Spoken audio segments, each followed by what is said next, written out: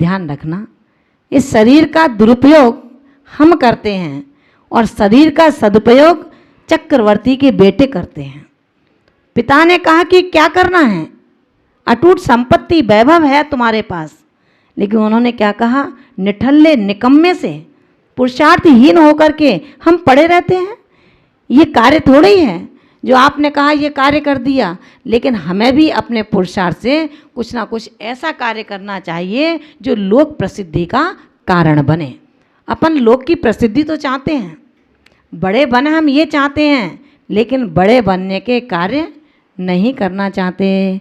और यही कारण है कि हम पुरुषार्थहीन होकर के इस शरीर से धीरे धीरे प्रमादी होते चले जाते हैं।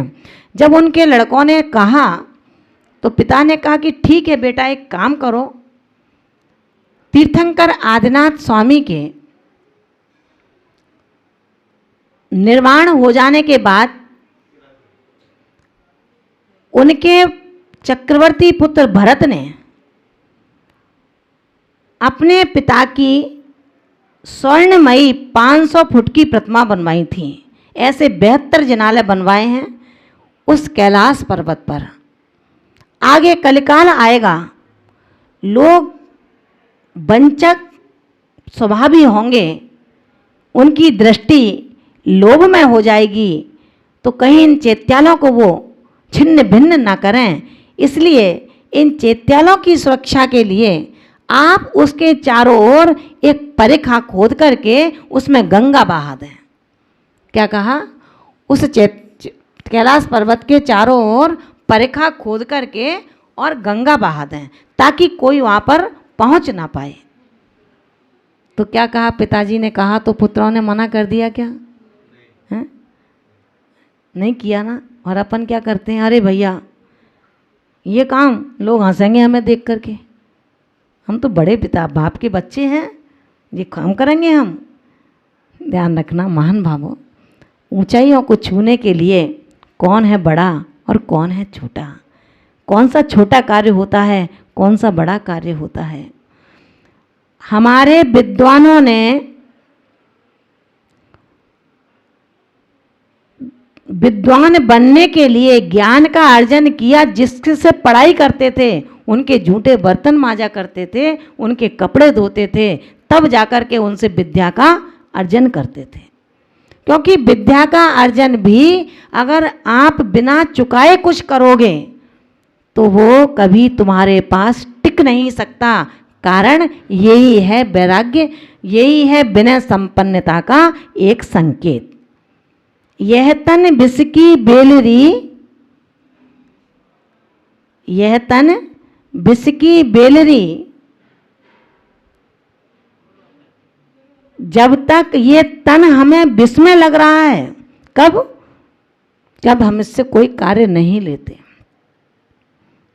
ऐसे इसके लिए कहा, ये तन विष की बेलरी, गुरु अमृत की खान, शीश दिए तें गुरु मिले तो भी सस्ता जान।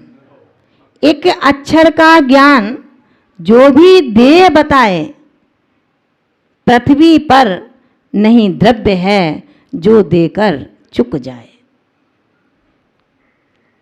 हमारे अंदर कितना दंभ होता है। मुझे भी आश्चर्य होता है जब माताजी अपने उपदेशों से, अपने मार्ग अनुभव से हम सबको मार्गदर्शित करती हैं, तो लगता है कि गुरु कितना शांत है, कितना शीतल है, इतना सब कुछ अंदर इनके घड़े में भरा है, फिर भी रहती ऐसे हैं जैसा इनका घड़ा खाली का खाली है। अधजल गगरी छलकत ज़्यादा।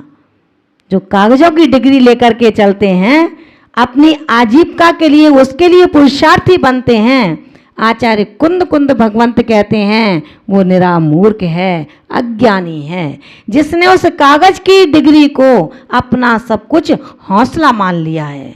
आचार्य भगवंतों ने कहा, आप डिग्रियां ना लें, लेकिन किसी दूसरे के लिए ऐसी डिग्री बन जाएं, आपके आभा मंडल को देख करके वो आपके पास आए बिना रह ना पाए, रास्ता ढूंढे कि कैसे इन तक पहुंचूं।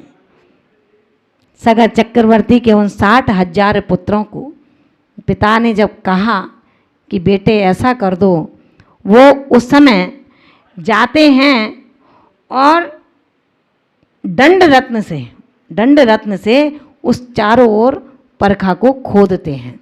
वैसे ये काम तो मजबूरों का है, जो मजदूर होते हैं उनका काम है। आगे अब आप लोगों से कुछ कहा जाए तो क्या कहोगे, मट्टी पले हम लेके आएंगे क्या माता जी? मजदूर काम है भैया, जो स्टाफ होता है भैया आओ ये उठाओ यहाँ से, क्योंकि हम बड़े बाप के बच्चे यहाँ आए हैं तो कैसे कार्य कर सकते हैं। जो अपने बैठने वाली धरती को ही साफ ना करें, उससे बड़ा इस दुनिया में कौन हो सकता है। बासे में खाना, बासे में रहना, ये तो शायद त्रियंच भी इसको नहीं स्वीकार करते, जिसको हम लोग बड़ी आसानी से स्वीकार कर लेते हैं। जो दिख रहा है वो काम तो करेंगे, जो देखने में नहीं आ रहा है उसको कौन करे। यानी कि हमारा विनय संपन्नता नहीं है, हमें कि सिर्फ ये बताना है अपने से बड़ों को, अपने गुरु को कि मैं ये कार्य करती हूँ, करता हूँ। जबकि आचार्य कहते हैं अपने कर्तव्य को ढोल पीट करके नहीं, बता करके नहीं, बजा करके नहीं, छिपा करके कर दो, अपने आप समझ जाएगा समझने वाला ये कार्य आखिर कौन कर सकता है।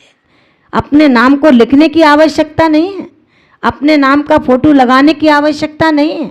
अगर तुम्हारे अंदर विनय संपन्नता है, गुरु के प्राणों में तुम्हारे प्राण हैं, पुराणों में तुम्हारे प्राण दबे हैं, तो ये निश्चित मान करके चलना आपका किया हुआ कर्म प्रदर्शन की अपेक्षा नहीं रखता, दर्शन की अपेक्षा नहीं रखता, आपके कहने की अपेक्षा नहीं रखता। वो समझता है आखिर इस कार्य को करने की सामर्थ्य किसकी है, क्योंकि face N index of body, आपका चेहरा आपके अंदर के विचारों का एक आईना है जो सब कुछ झलका देता है कि आप कैसे हो।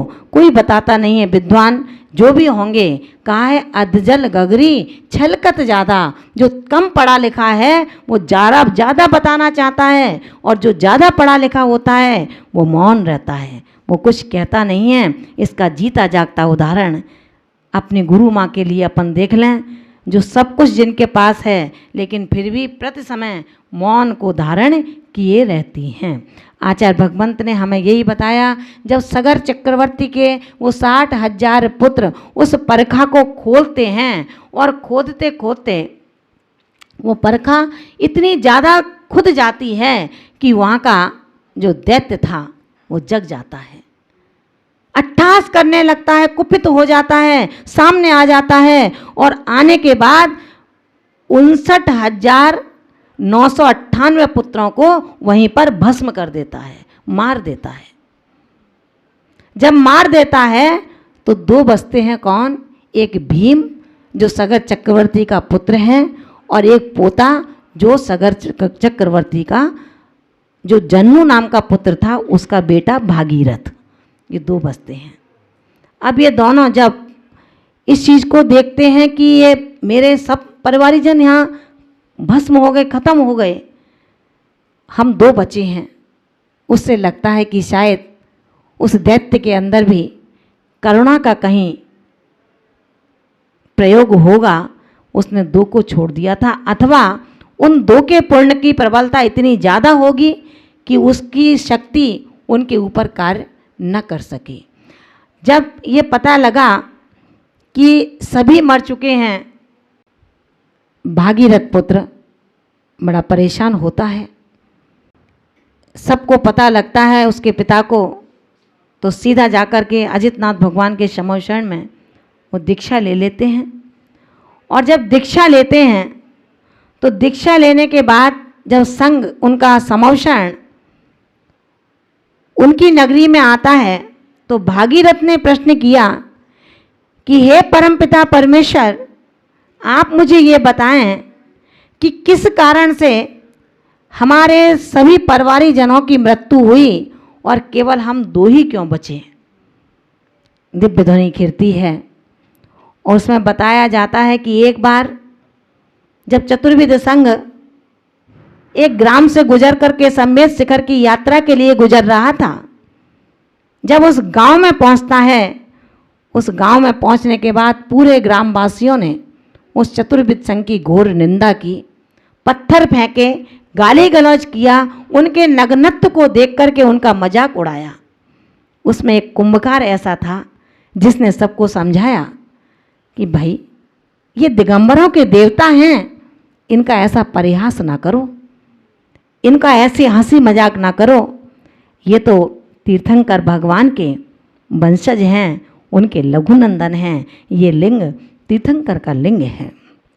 जब विनय और उस चतुर्विद संघ की उस कुंभकार ने अतिशय विनय वंदना की। अपन विनय वंदना कितनी करते हैं विचार करना। चक्रवर्ती पुण्य का महान भोगी, अपन वैराग्य भावना में क्या पढ़ते हैं उसमें, एक दिवस पुण्य, एक दिवस शुभ पुण्य संयोगे, क्षेमं करे मुनि वंदे,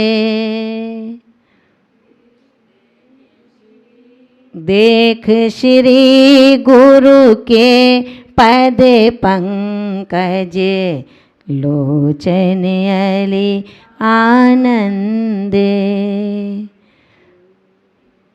तीन प्रदीक्षण दे सिर नायो, पूजा करे तुत कीनी,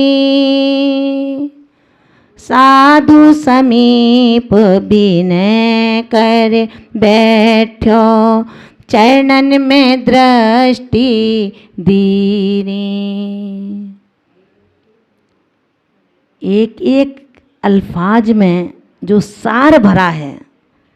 चक्रवर्ती को क्या जरूरत थी विनय वंदना करने की, लेकिन कहा है विनयो मोक्षो द्वारम, विनय ही मोक्ष का द्वार है, विनय ही हमें विद्या रूपी धन को देता है। अगर विनय हमारे पास में नहीं है तो समझो कुनय से कभी भी हमारे कार्य की सिद्धि हम नहीं हो सकती, मेघा प्रबल नहीं हो सकती। उस कुंभकार ने चतुर्विद संघ की खूब विनय वंदना की।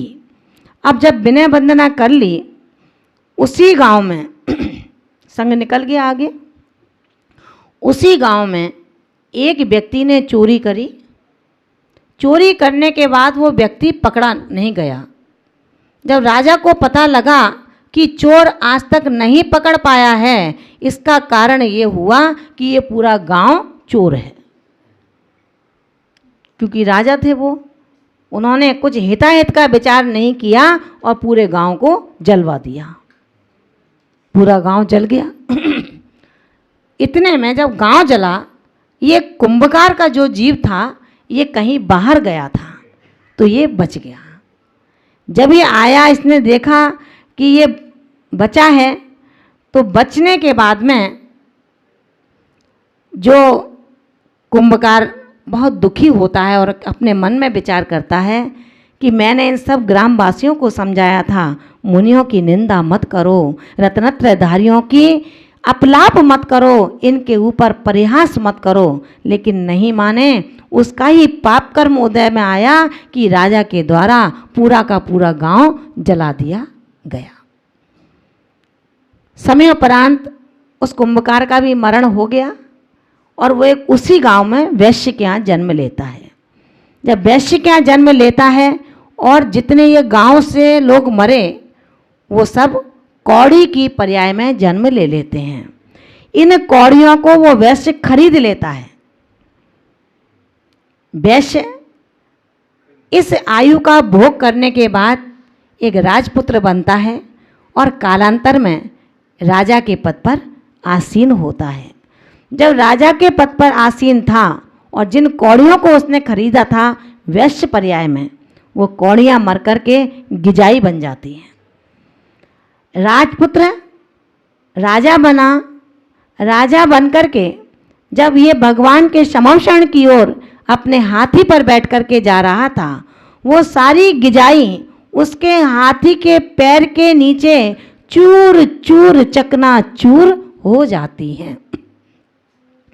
और वो ही गिजाई मर कर के सगर चक्रवर्ती के 60,000 पुत्रों के रूप में जन्म लेती हैं। आचार्य भगवान ने यही कहा कि हम किसी भी परिस्थिति में अपने कसायों के उद्भव को ना होने दें।